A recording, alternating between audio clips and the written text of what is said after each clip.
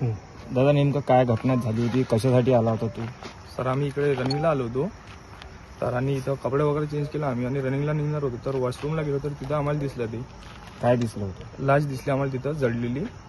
तर आधी आम्हाला असं वाटलं की कोणी दारू पिऊन पडलेलं आहे का, पण आम्ही थोडं निगराणी पाहिलं तर असं जाडलेलं दिसलं. तर आम्ही तिथनं परत रोडवर निघालो आणि तिथनं सरांना कॉल केला. कोणाला कॉल? 112वर कॉल केला होता सर आम्ही.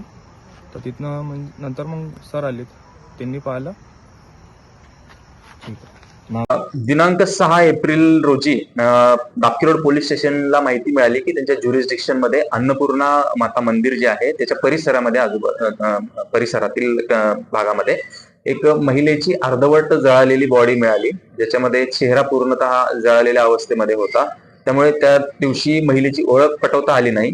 आम्ही फॉरेन्सिक टीम त्या ठिकाणी बोलवली. फॉरेन्सिक टीम कडून पूर्ण त्या परिसराची आणि त्या बॉडीची जे सॅम्पल्स आणि जे विश्लेषण आहे ते त्यांनी त्या दिवशी केलं. त्यानंतर महिलेची जी बॉडी आहे ती जीएमसी हॉस्पिटल येथे रवाना केली.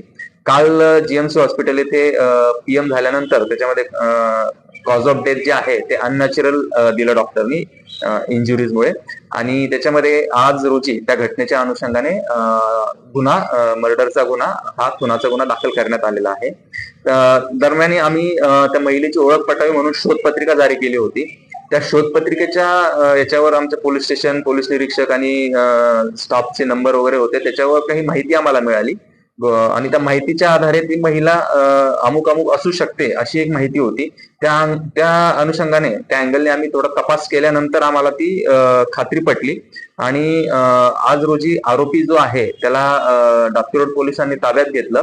त्याच्याकडे चौकशी केल्यानंतर अशी माहिती मिळाली की ते वाशिम जिल्ह्यातील मंगरुळपीर या तालुक्यामधले आहेत. त्यांनी लग्न करून ते मुंबईला होते वर्षभर.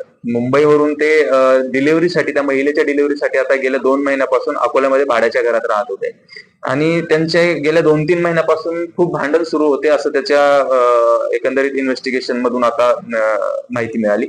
आणि त्या भांडणाच्या फ्रस्ट्रेशन मध्ये त्यांनी या घटनेच्या म्हणजे 6 तारखेच्या आदल्या रात्री त्यांचे जोरदार भांडणं झाले आणि त्या दिवशी त्यांनी गळा दाबून आणि मारून त्या महिलेला त्या परिसरामध्ये आणून पेट्रोलचा वापर करून जाळण्यात आलेला आहे. बाकी आरोपीला ताब्यात आज घेतलंय आणि उद्या मान्य न्यायालयामध्ये त्याला हजर केलं जाईल, पीसीआर घेतलं जाईल आणि त्याच्यामध्ये अजून याच्यामध्ये कोणी इन्व्हॉल्व्ह होतं का, त्याच्यासोबत कोणी आहे का याबाबतचा अधिक तपास करून जर आरोपी कोणी असेल तर त्याच्यावर देखील पुढची कायदेशीर कारवाई करण्यात येईल.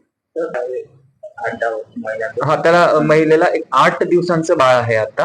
त्यासाठी आम्ही बाल न्याय मंडळ जे आहे त्यांच्याकडे पाचारण केलं होतं, त्यांना ते आलेले आहेत.